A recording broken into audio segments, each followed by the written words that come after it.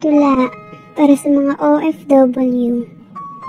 OFW, mga Pilipinong ng ibang bansa, dalay pangungulila at patak ng luha, sinakripisyo ang pagkawalay sa pamilya, mabigyan lang ng magandang kinabukasan ng mga anak nila.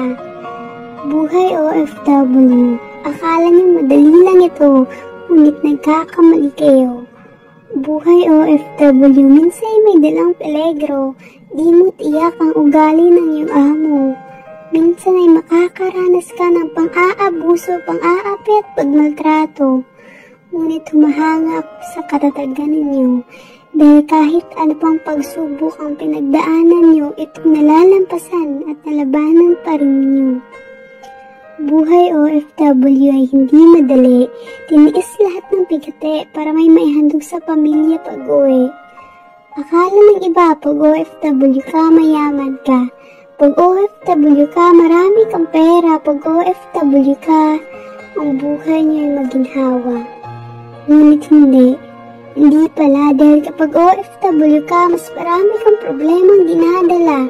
Pangungulila sa pamilya kung paano yung pagkasya ang perang ipapadala.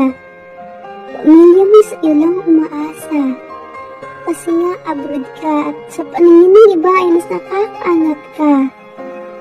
Pero sa lahat ng mga OFW, ako'y lubos na humahanga sa inyo. Luha at pangungulila tiniis ninyo para lang maibigay sa mga anak ang kanilang gusto.